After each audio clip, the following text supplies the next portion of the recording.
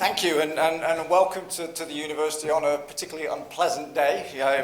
Heroic efforts to get here, so thank you for attending. It's almost standing room only, so which is wonderful to see. Tonight, of course, marks the 5th Seamus Heaney Annual Lecture, and it really is a pleasure to see such a diverse group of people in the audience today. We've got people from across the university, from across the city, and of course from further afield as well. And as Vice-Chancellor, relatively new Vice-Chancellor, I only started in January this year, so it's my first Seamus Heaney Annual Lecture. I share the Institute of Irish Studies' commitment to community and recognise the significant respect people from outside the university place upon us and what we do. My own vision, and one we've recently articulated in a new strategy, Liverpool 2031, which we launched this month, is that we grow those connections and we continue to build the university's role and place within the city, within the wider region, and of course both nationally and globally. Now the Institute, as I'm sure you know, is a very busy institute, and in the past few days they've hosted a play on Brendan Behan, the Good Friday Agreement poets, and a performance by Lisa Lamb. So the question is not how they find the energy, but more importantly, what concerns the importance of what they do. And next year, they will host the second Beckett Festival with Notre Dame's Keough Institute and run that festival both here in Liverpool and in Paris. Ultimately, the Institute breaks down the barriers of prejudice, offers alternative thinking around constitutional futures, and defines new ways of understanding culture and identity. It is a place in which hope and history rhymes. The Institute is, of course, part of a wider university that delivers in ways that are critically important to society, from our once-in-a-lifetime health campus, through pioneering work in particle physics, and our commitment to solving the environmental challenges we all face. We take the role of being a civic university very seriously indeed. A person who achieved many of the ambitions that we hold was the poet Seamus Heaney. His work was read globally and across many languages due to his ability to connect. His passion for landscape was appreciated through a universal sense of attachment to place. Seamus's work was inspirational, and like all great poets and writers, he could sum up a mood, emotion, or sentiment in short but eloquent words, far more eloquent than I can. His honesty reflected when he asserted, in fact, remembering what I had forgotten is the way most of the poems get started. Or, if you have the words, there's always a chance that you'll find the way. Essentially, Seamus, over many years, reminded us that there is always a way to master the unachievable. Tonight, we're joined by Paul and Jocelyn, who are also critical figures in cultural and academic life. Paul has defined his career as an actor, but like Seamus, he too can write with emotion. An example being, I love humans, always seeing things that are not there. Jocelyn also has an ability to capture imagination, and many will remember her redolent quote, "There is stardust in your veins. We are literally, ultimately, children of the stars." So as tonight reminds us, we are not defined by an academic discipline or our careers, but our desire to visualise, hear rhythms, and shape ourselves through receiving and reproducing imagination. It is 10 years since Seamus passed, and as the Irish writer John Banville put it regarding memory, it beats like a second heart. Fittingly, this year marks the publication of the Letters of Seamus Heaney, edited by Christopher Reid, a book that allows all admirers of Heaney further intriguing insight into his work. So I do hope that this lecture will run for many more years. I certainly hope to attend many more in the coming years. It remains one of the most significant events we host at the university, and I certainly hope you'll all come back next year as well. Thank you.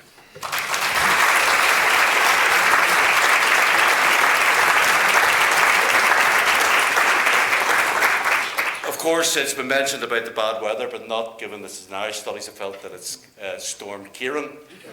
So clearly it's one of our lot who started this carry on. Tonight's a very important night, and of course we always welcome the Heaney family who we think of very fondly and we care about very much, and we always have great humour and indeed support, which is very important to us. And it's also a very difficult year for you as a family, given this is the 10th year since Seamus passed. And we know tonight that Paul is going to reflect on another event that is marked this year, which is 25 years of the Good Friday Agreement, the whole process that has allowed people in our society to breathe and to live and to reimagine what life actually can mean. I think tonight is important also to remember that we're living in very dangerous times.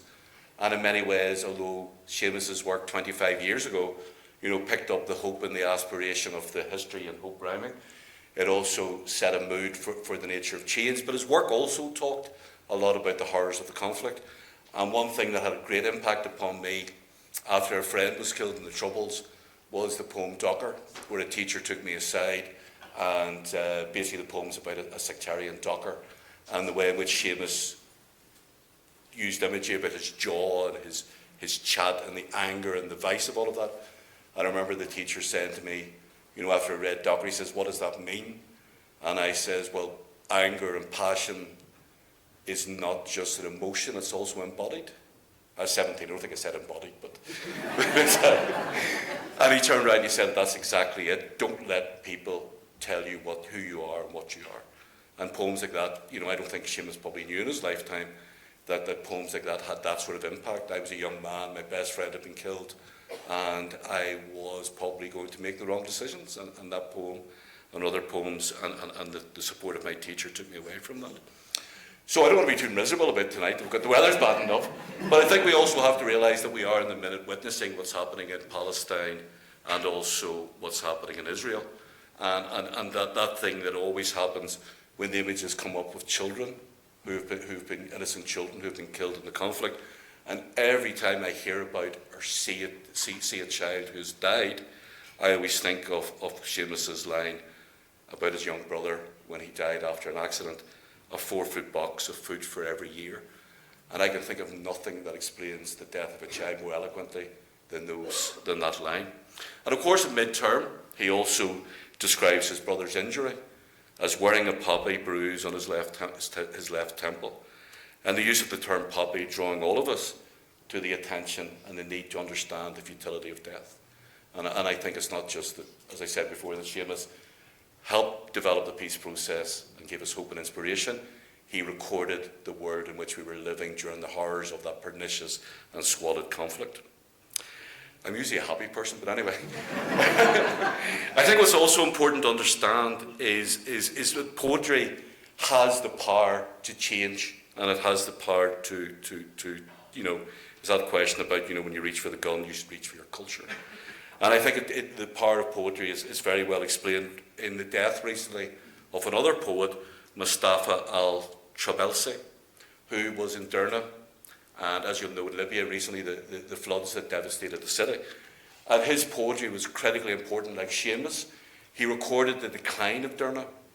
Derna was a city that had been influenced by the Moors and the Jews, who had moved there after they had left Spain. And it was a city of great creativity and imagination.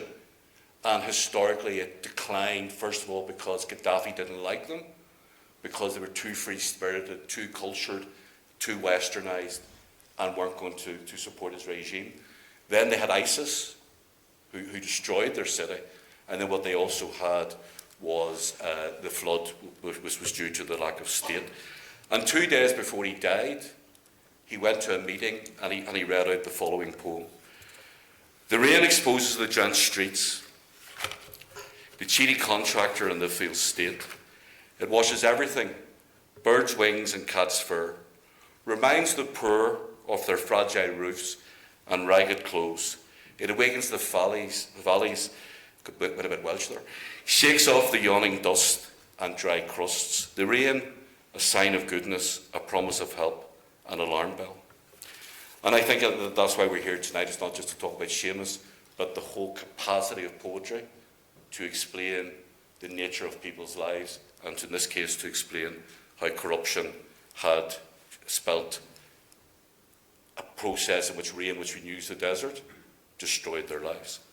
So Seamus was a colossus. He walked amongst us, and it's critically important, therefore, that we remember him tonight and forevermore. We have Paul with us tonight, who you're very welcome. And you'll all know Paul. He's a fellow Scouser. And that's very important. And a man of many talents. So I just read out that poem very badly. So maybe tonight over dinner you can give me a few lessons on how to be a bit less council estate. So I'm sure Paul's going to read some bits after I've finished from the Good Friday Agreement, and of course we'll do that in a way which provides the status of Seamus's work, and will help us all understand that. And of course we have Jocelyn here, who's a fellow Northern Irish person, and I believe you're from Portadown originally. Lurgan? That's like saying you're from Manchester and away from Liverpool. But of course, the Vice-Chancellor just read out that beautiful line about what's in our blood is all of that. And of course, you are a prominent astrophysicist. But like Seamus Heaney, Jocelyn has never forgotten her roots. And you talked once about your physics teacher, Mr. Tillett, and you said the following: "You do not have to learn lots and lots of facts. You just learn a few key things, and then you can apply and build and develop from these. He was a good teacher and showed me actually how easy physics was." Now I wish I had a Mr. Tillett, because I got a C. I got a C in physics, and to this day I'm still astounded that I got it. So just to finish off, as Seamus reminds us, it is poetry and the arts, and if they do anything, they can fortify your inner life and your inner inwardness. Thank you.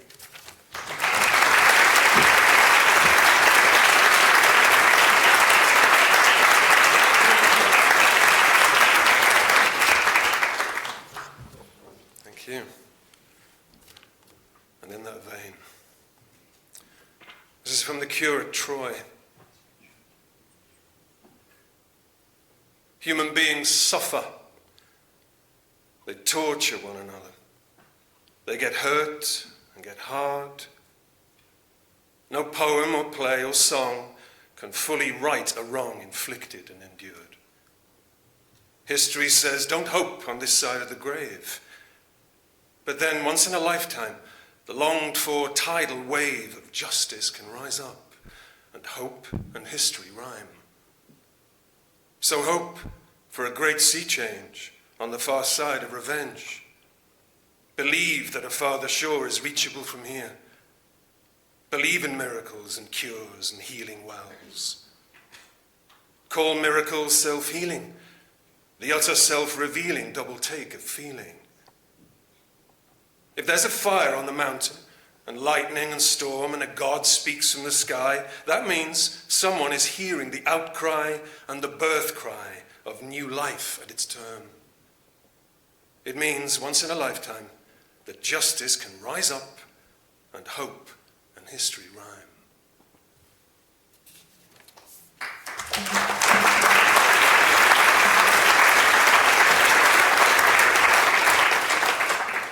Exposure. It is December in Wicklow. Alders dripping, birches inheriting the last light, the ash tree cold to look at. A comet that was lost should be visible at sunset. Those 1,000,000 tons of light, like a glimmer of haws and rose hips, and I sometimes see a falling star. If I could come on meteorite. Instead, I walk through damp leaves, husks, the spent flukes of autumn, imagining a hero on some muddy compound, his gift like a slingstone whirled for the desperate. How did I end up like this? I often think of my friend's beautiful prismatic counselling and the anvil brains of some who hate me as I sit weighing and weighing my responsible tristia. For what? For the ear? For the people? For what is said behind backs? Rain comes down through the alders. Its low, conducive voices mutter about letdowns and erosions, and yet each drop recalls the diamond absolutes. I am neither internee nor informer. An inner emigre, grown long-haired and thoughtful. A woodkern escaped from the massacre, taking protective colouring from bole and bark, feeling every wind that blows.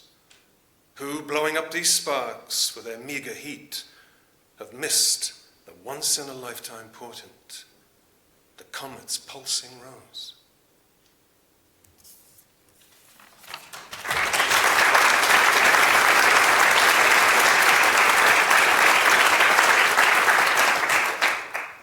Anything can happen.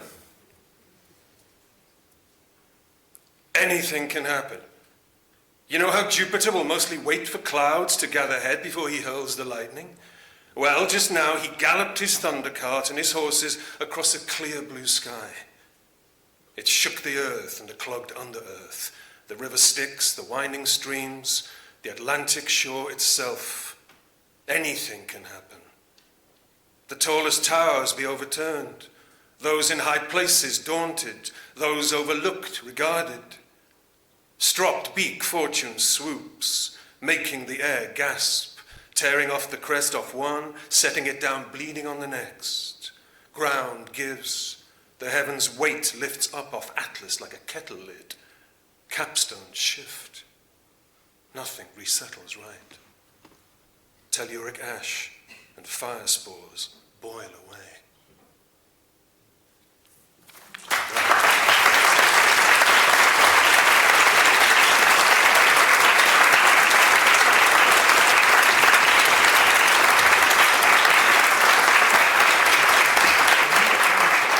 I think that was a bit of a wow moment.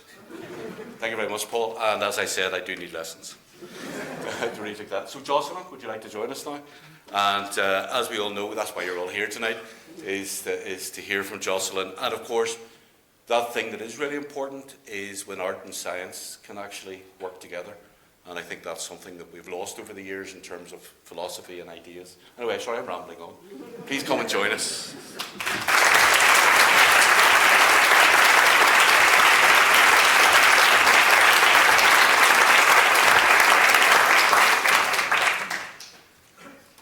Thank you very much. Thank you for the opportunity to be here.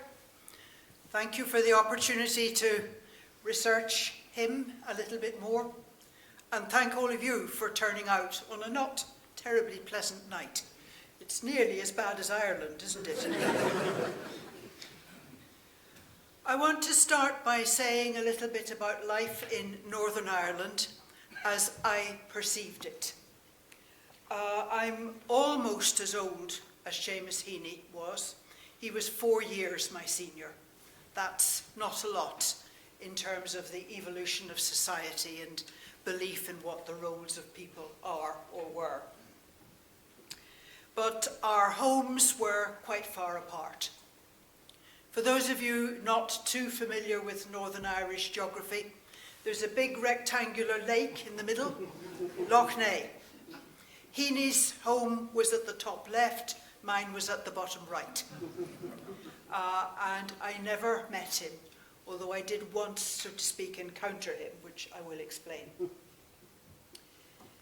So, yes, we're very much of an age, but apart from being from Northern Ireland, we come from rather different cultures, because he was Catholic and I am Quaker, which is not Catholic, therefore it's Protestant. But I think some Protestants have trouble with that. We share with the Catholic community a good understanding of the Holy Spirit and the work of the Holy Spirit in our lives. But we've very different ways of worship. Similarities in the role of women in the church, especially in Northern Ireland in the 1950s and 1960s. But while the Catholic Church has a priesthood, in Quakers we don't have identified priests. We say everybody has the potential to be a priest, and so we look at the priesthood of everybody. So no separate ordained priest, which sometimes makes it a little difficult for other churches to understand. I served as one of the two Quaker representatives on the British Council of Churches for a good many years. And it was a good experience, but a stretching experience. And there weren't too many of us young people.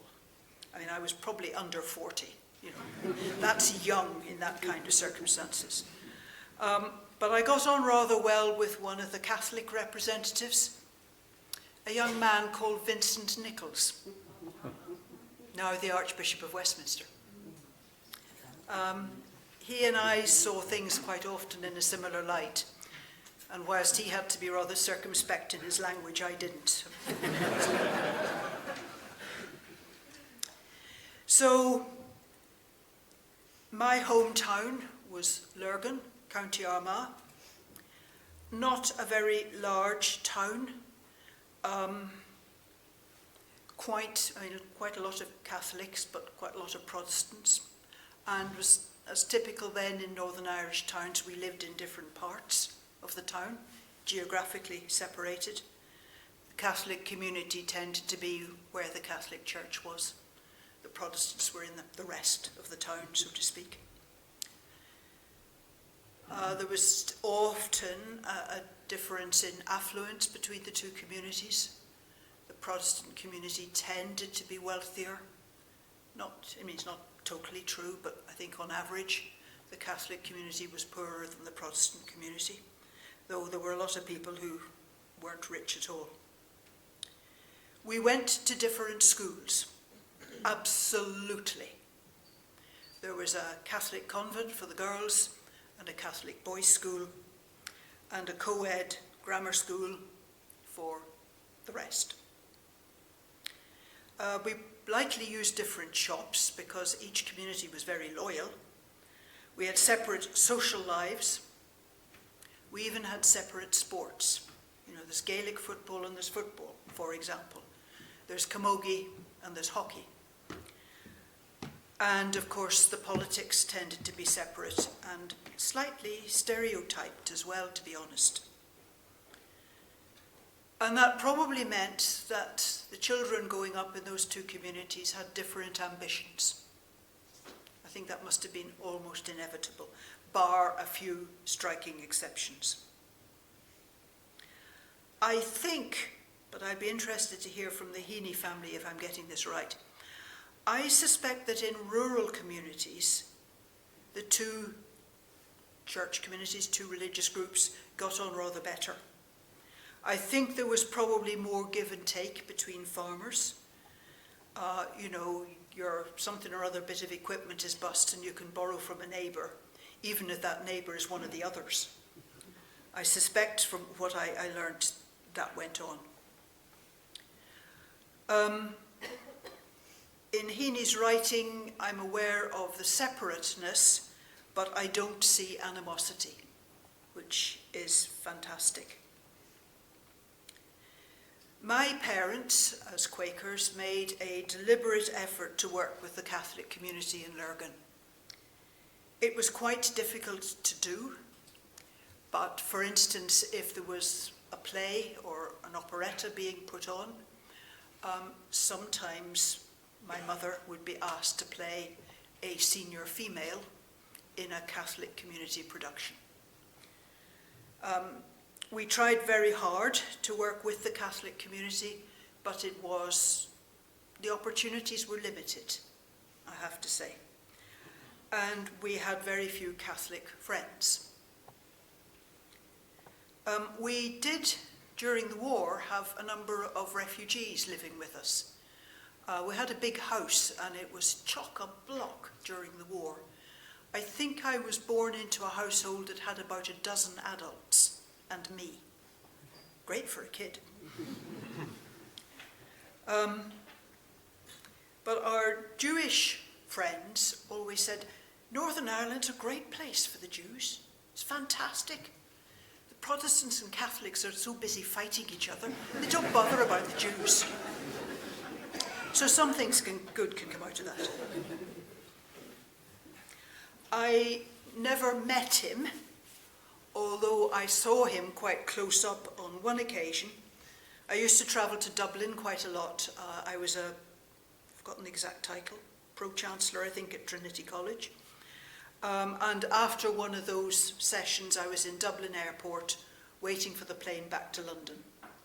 And there amongst the other passengers was Seamus Heaney. And then a school party came along. And one of them spotted Seamus Heaney and said in a loud voice, "Seamus Heaney's on our flight!" And all the kids wanted photographs with him, which they got. But, you know, bless him for his tolerance. And fantastic if you're recognised by schoolboys. I mean, that really says a lot, doesn't it? Even if it's Dublin schoolboys. We were both members of the Royal Irish Academy, but I don't think we were ever in the building at the same time, so I never met him in that context.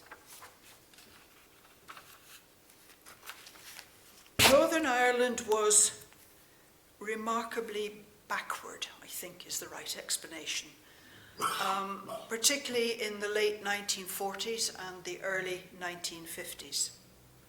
I can remember when the first black person appeared in my hometown, Lurgan. He literally stopped the traffic. If he stood on the footpath at the side of the road, the traffic would stop to stare at him. He was a doctor in the hospital. At one point, when I went there as a bit of a casualty, he was staffing casualty, so I was seen by him. And at one point he said, "Nurse, would you get me something or other? Get it yourself." Not very nice. When the nurse was out of the room, my mother expressed some sympathy with his problems. So I was born during World War II. My birth certificate describes my father as a farmer, which was right at the time. For most of his life he was an architect, but there wasn't a lot for an architect to do during World War II. And we had a lot of land, so we were farming it. We were also giving house space to a number of refugees, a very, very big household at that time. Now, although a farmer, it wasn't a farm with animals, so there weren't the same husbandry issues. Okay, we had a dog and multiple cats that multiplied at an amazing rate. We had a lot of land, fields, which were either pasture for cows, it was too wet for sheep, or made hay. And I can vividly remember the haymaking. July. We had 2 tractors. One was a Massey Ferguson. I can't remember what the other one was. It had a double gearbox, and its most powerful forward gear was double reverse. And they did on occasion use it. And I can remember the big threshing machine and baler that we had during haymaking, run by a belt off the tractor, and lots of people, because basically there's a crowd of people that followed the threshing machine and the baler and worked for whatever farms hay was being gathered. Our farm wasn't that big, I think probably a good deal smaller than Heaney's father's farm. For a long time we were not on mains electricity. We generated our own electricity, and great carboys of acid would arrive. But there was only enough electricity to run a few lights. If too many lights were put on, the whole thing collapsed, and somebody had to go out the back and start it off. Our cooking and heating was solid fuel. We had no refrigerator. For instance, we had a meat safe, the bottom half of a window covered with a wire mesh, and inside that a cupboard with wire mesh. And that's where you put the perishable things like meat and butter and so on, to try and keep them cool. A north-facing window. Both my father's and my mother's family had been in the linen business for several generations. My mother's parents had lived in Brussels for quite a while. They were representing their linen firm there. I guess they were buying flax, but I'm not absolutely sure. They came for a holiday in Northern Ireland in 1914. And while they were in Northern Ireland, the Germans entered Brussels, and they lost everything and never got back. Education in Lurgan, strictly segregated by religion. There were schools for the Roman Catholic kids, and there were schools for the Protestant kids. And since we weren't Roman Catholic, we went to the Protestant school. It wasn't the best of educations, but it was probably my fault that I failed the 11 plus. We called it the qualifying. The teaching wasn't brilliant. I was sitting it young, so there was penalty. But also at that time, there was a higher pass mark for girls than for boys, because too many girls were passing the 11 plus. Too many girls were getting into the grammar school stream, and everybody knew, beware of, everybody knew. Everybody knew that girls were only going to be married, be housewives and mothers. It was boys who were going to go out and work and be the economic workforce, and they needed the grammar school education. But these flippin' bright girls were keeping them out of grammar school education. So there was a higher pass mark for girls. And that persisted in Northern Ireland till, I think, 1984. A very long time. I can't remember what the Catholic community did, whether they had the equivalent of 11 plus or not. But certainly there was secondary education. Somebody knows? Yes. They did have it. And that determined which school you went to. Yeah. So there were various Catholic schools as well. And in Lurgan at that time, they had education segregated by gender. So there was a convent for the girls. Interestingly, in the 11 plus, no, I won't go that. There was a surgeon came to work in the hospital who was a Catholic and had 2 or maybe 3 daughters. And the nuns assumed the daughters would go to the convent school. Actually, he wanted them to learn science, and the nuns didn't teach science. So they came to the Protestant school with all sorts of interesting maneuvers. They didn't attend our religious education classes. They didn't come into the morning assembly. They stood outside the door of morning assembly and sneaked in for the notices at the end of assembly. It sounds berserk now, doesn't it? But that was kind of normal, which is a bit scary. And they had come to that school because their father wanted them to do science.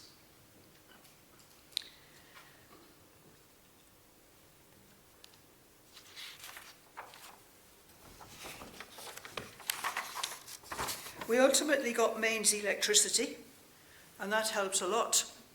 We got our first television in time for the Queen's coronation in 1953. The screen was about this size, and there were about a dozen of us grouped around it. But we had a television. We still had solid fuel cooking and solid fuel heating. There wasn't a lot of electricity. I was lucky enough to attend ballet classes. I really enjoyed it. I was actually quite good at it by Northern Irish standards, and I go around saying I won a dancing competition in Hollywood. Hollywood, Northern Ireland. But those ballet classes gave me a good sense of rhythm, and that's what I appreciate in a lot of poetry that I now read. But poetry was a difficult topic for me, difficult subject for me, for quite a long time. In primary school, one day our assignment was to write a poem about a daisy. And I struggled with this flipping poem. I couldn't get it to work. And of course I had to hand in what I'd done.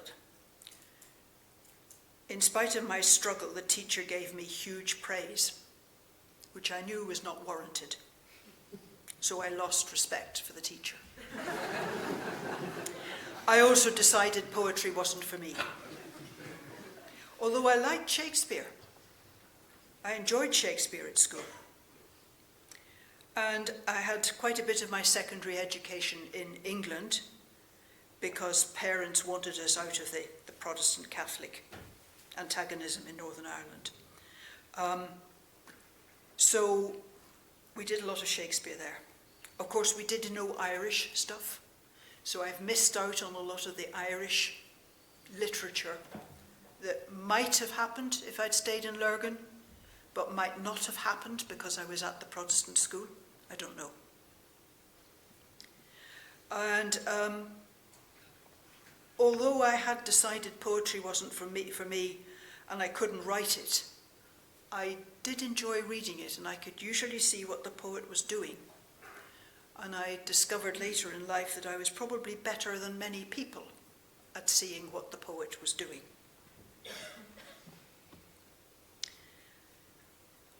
But I largely ignored poetry until one day I was doing a talk about the universe and astronomy to a group of women, very much my own age.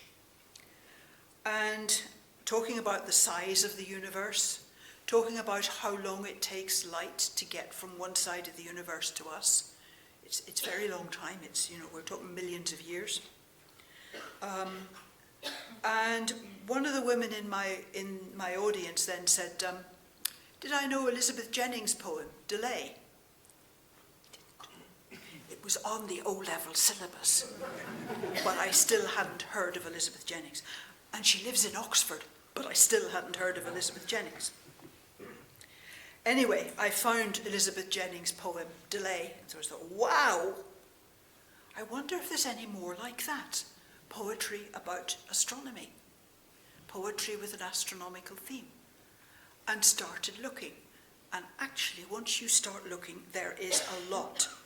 And I now, on my laptop, have a huge collection of astro poetry. And I do quite often talks about astronomy and poetry.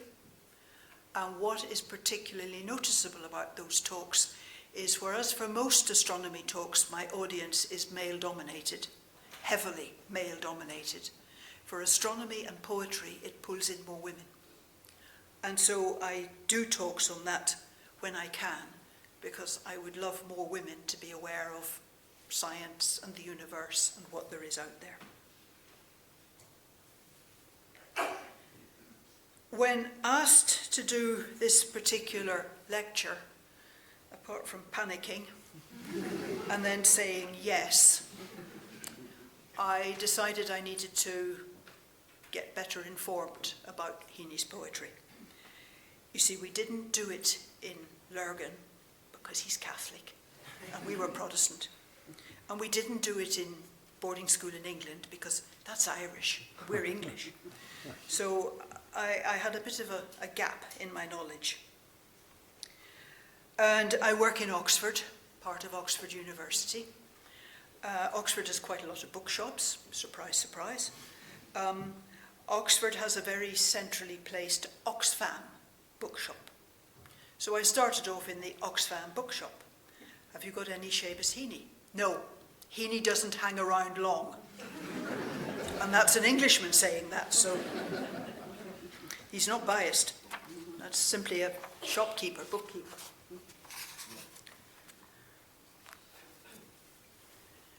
I've continued to collect poetry with astronomy, mentioned or themed on astronomy, and it's been a great occupation. I never came across Heaney that way, probably because Ireland's too cloudy. We don't often see the stars, do we, frankly? You don't have those startling clear nights where the starlit sky hits you. I've travelled to some of those places as an astronomer to use telescopes that are sited in those places. But we don't often sight telescopes in Northern Ireland. It's a bit of a waste of time. So I failed to find any astro poetry, as I call it, that Seamus Heaney wrote. But I thought I would read one other piece. It's actually where my story started. Elizabeth Jennings' Delay.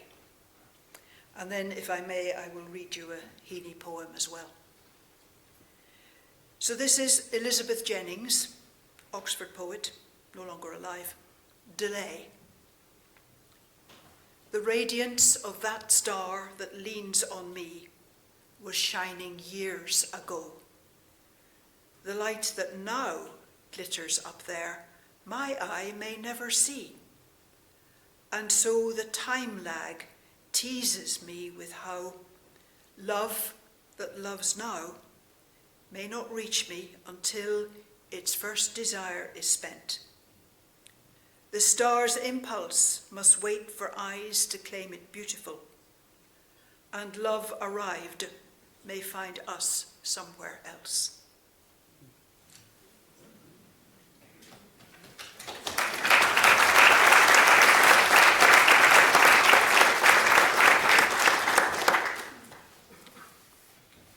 And the Heaney poem I want to read, From the Frontier of Writing, is a reflection on the trouble that there's been in Northern Ireland over the last few decades, which I'm afraid remains my main memory of Northern Ireland, the troubles, those troubles. It's called From the Frontier of Writing.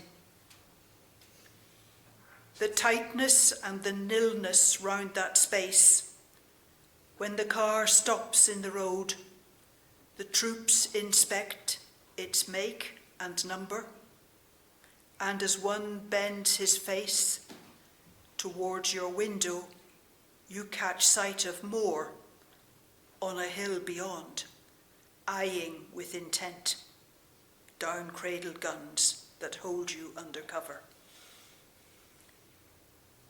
And everything is pure interrogation, until a rifle motions and you move with guarded, unconcerned acceleration. A little emptier, a little spent, as always by that quiver in the self, subjugated, yes, and obedient. So you drive on to the frontier of writing, where it happens again. The guns on tripods, the sergeant with his on-off mic repeating data about you, waiting for the squawk of clearance. The marksman training down out of the sun upon you like a hawk. And suddenly you're through, arraigned yet freed, as if you'd passed from behind a waterfall on the black current of a tarmac road. Past armoured plated vehicles, out between the posted soldiers flowing and receding, like tree shadows into the polished windscreen.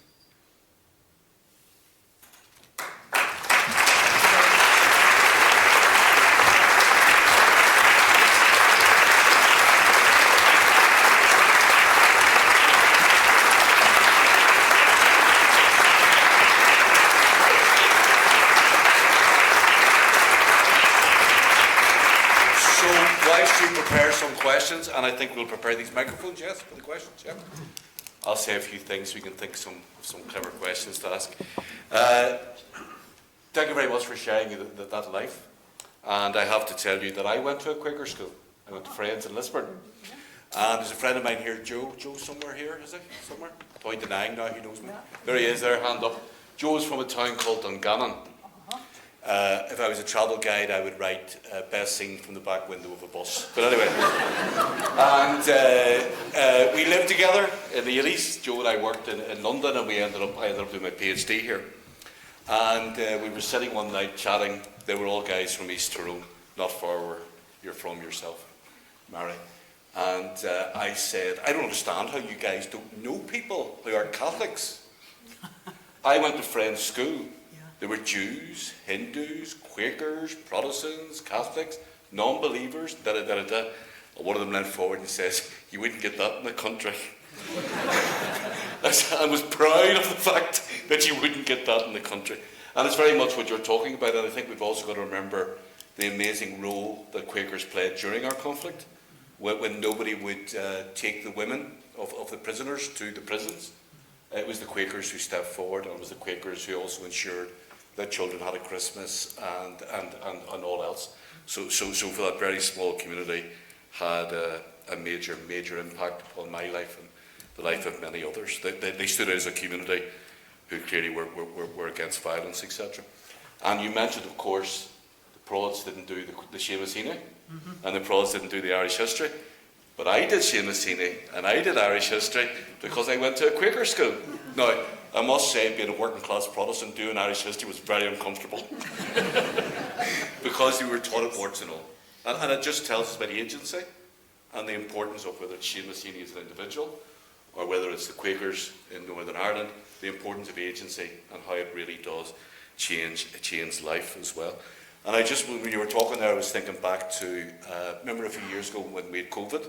We couldn't forget COVID. But we had Yusuf Kazmeh, remember the guy who read? He was a Palestinian refugee.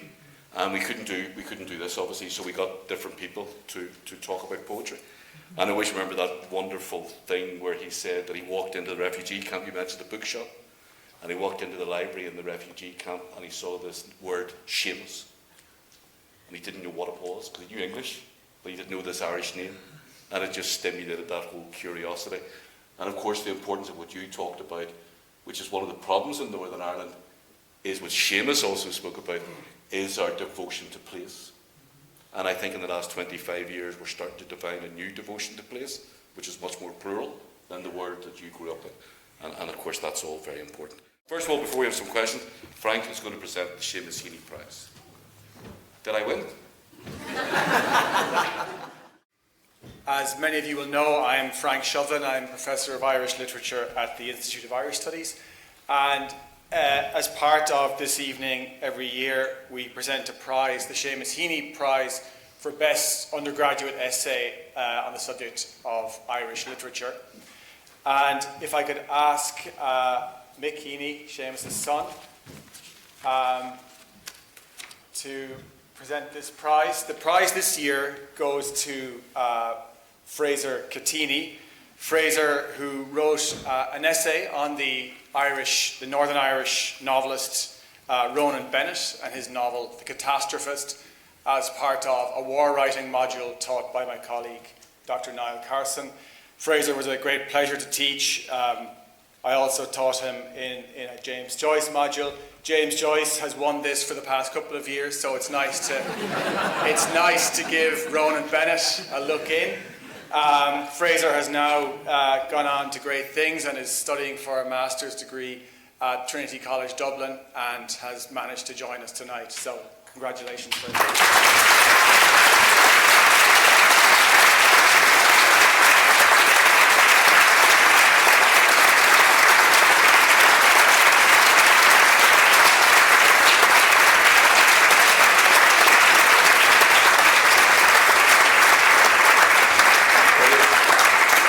Say, Jocelyn, you mentioned about not passing 11 plus. When I was doing 11 plus, I sat beside Ivor Harn, who didn't write anything but his name. Okay? Ivor Harn is now a multi-millionaire. You failed 11 plus, Ivor failed 11 plus. That's where I went wrong, passing the 11 plus. If I had a time machine, I'd go back and fail and become a more important person. Right, have we any questions? Anybody would like to ask a question or make a comment? Over here, sorry, yeah, Mike, now. Unless you've got a loud Northern Irish voice. It wouldn't reach the camera. Oh, no, you're very good. Thank you very much. That was fascinating this evening. I'm also an astrophysicist, and in recent years I've been using arts to help communicate astronomy like yourself. But I was wondering, Jocelyn, if you found that as you get more involved in arts, in poetry and in other arts, and using it as communication, whether it changed the way you actually do your astronomy, or has that connection not been made yet? No, I don't think it alters how I do my astronomy. I think the research process has to be quite rigorous. It's actually very prescribed. And if you make a mess in your research and come up with a phony result, your reputation is damaged for decades. So you have to take real care. Also.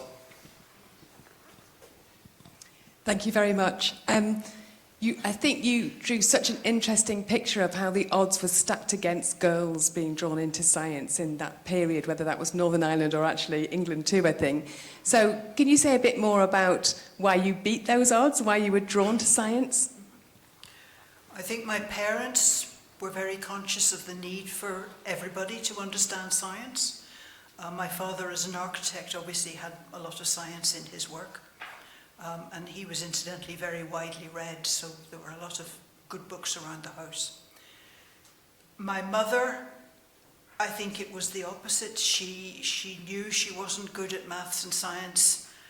I think she was a bit ashamed of that, or felt the lack, and was keen that her daughters, as well as her son, had good scientific education.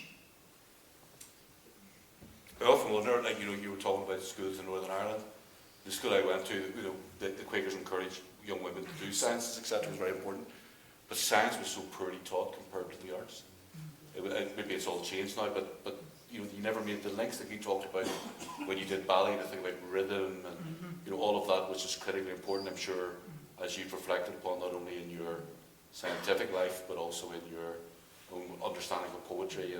And I think also, like, what came out of your talk tonight is the sort of shared philosophies. It's about the creative and it's about the thoughtful and the imagined. Because I assume when you sit down to find pulsars, you'd sit down with a blank page. And then, of course, if you sit down with a blank page as a poet, but it's the people who've come before. It's building upon something, and I think that was something which is very important. Now, the hands are going up now. So, once they get past the shyness. Okay.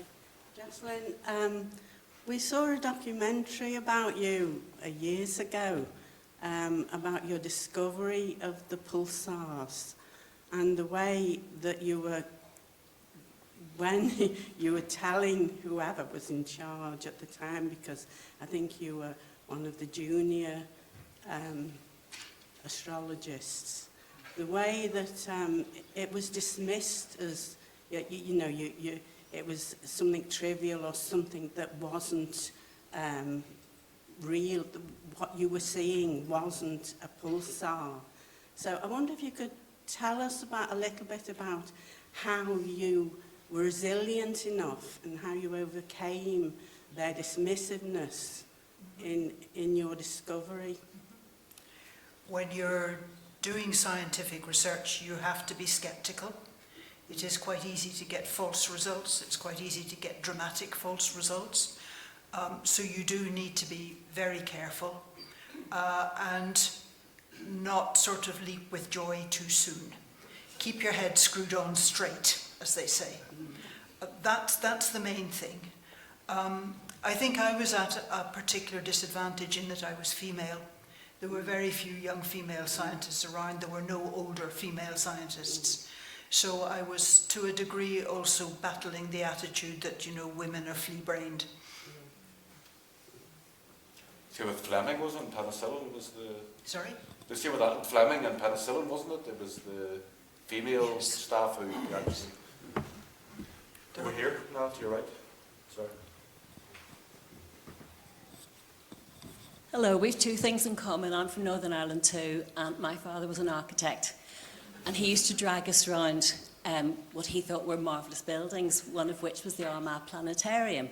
And I wonder if that had anything to do with you becoming an astrophysicist, because I still remember both a family visit and a school visit to the planetarium, which I loved.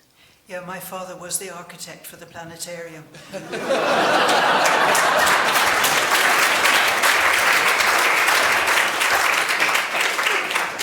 But that actually came quite late in my career. Although he'd been architect for the Armagh Observatory, which usually meant, dear Mr. Bell, there's a leak in our roof, leave would you come? Which meant go crawling in the roof. And I quite often went with him on these site visits in the school holidays. And particularly for crawling in roof, I was good because I was much smaller than him. So he'd say, crawl into that corner. Can you see lights through the roof? Is there a tile missing? So I tease the Armagh astronomers that I know their roof space better than they do. And he was also architect for the planetarium, but that did come late. It was a real headache. Planetarium has this curved roof, domed roof, which is made up of liths. And I don't know where the problem was, but each time these liths were made, they either didn't join up or they crossed. And it was on the third or fourth attempt that they got the profiles right to complete the roof of the planetarium. The planetarium, as I say, came quite late in my life. In fact, I remember going, I guess it was December, January time, with Dad on a site visit. Patrick Moore was the first director of the planetarium, and Patrick had just got the projector installed. And Patrick, withering on at great rate, he talked terribly fast, Patrick Moore, about how many thousands of millions of stars they were showing and how it was magnitude this and this and the other. And I had at that point found the first pulsar. Was under instructions from my supervisor to keep mum. But I took the opportunity to look at that bit of sky, having worked out where it was, and realised that's a very, very crowded bit of sky. No way are we going to be able to say it's that star rather than that one. So yeah, planetarium came quite late in my life, but it was an interesting project. Thank you very much. One last question, just here. Maybe two. I was just wondering when you think we'll go to Mars. That depends who we are. For me...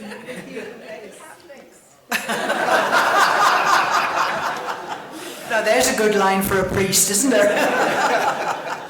You misbehave, you'll get sent to Mars. I think Jocelyn's good, but she's not that good. There's one last question, gentlemen. Well, obviously the other two, you put your hands up at the same time. Green and purple jumpers, and then that's it. Thank you. You decide amongst yourselves who goes first. Hi. Could you make a comment about the connection you might have between faith or belief in a deity and science? Because surely when we look up at the heavens, we think of God or whatever religion we might have. And has that inspired you, the faith that you have, or you seem to have in... That's one of those questions. I have a flight to catch tomorrow at 2 o'clock. Anyway, thank you, Jocelyn. So I'm still active in the Quakers. Quaker service, we meet in silence, kind of a meditation. And that suits me particularly well. But I don't place God somewhere. Not sure that God is substantive in that sense. But from time to time in a Quaker meeting and then occasionally in other places, other times, I do have a sense of a presence of what I call God, but maybe I won't push what I name it as in case I commit some dreadful theological crime. You're reminding me when I was young. Remember the Bishop of Durham? At the time, he was very strong with the miners and left wing, and he came on one day to Radio 4 and basically said there was no God, and this was like a complete shock to me. This is your job. It's like said I'm a cleaner, but there's no bins to empty. What is it you do? The guy with the purple jumper, please. Professor, this is our final question. So make it a good one. Yep. As an amateur astronomer, Liverpool Astronomical Society, I should plug as well. I've got that passion for everything that space, the universe, the amazing size and just wonder of it all. Did you at all have an inspiration for poetry when the pulsar was discovered? No, I came to the poetry really much later, having had a bad experience at school with this poem about a daisy.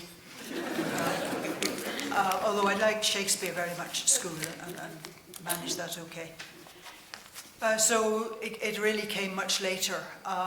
The poetry came because I was lecturing to a group of women, older women, talking about things astronomical.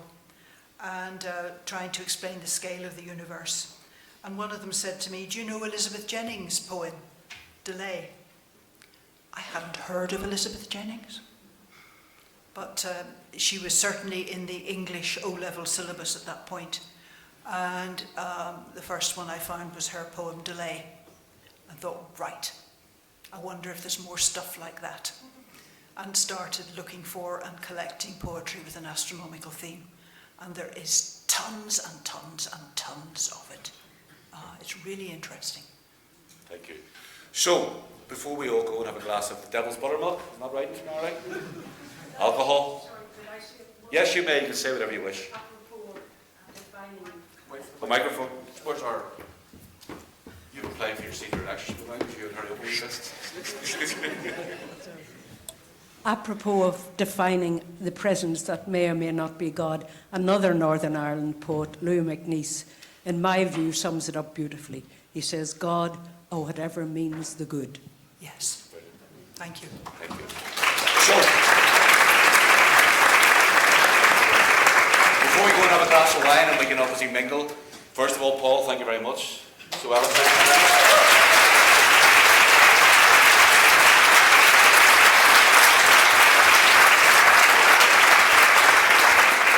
Tim, our relatively new Vice-Chancellor, thank you very much. It's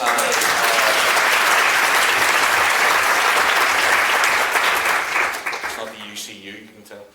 And thank you very much. And I know you've got a really keen interest in what we do and the work that we're trying to do globally, etc. And then finally, of course, thank you very much for Jocelyn, which I thought was a very human.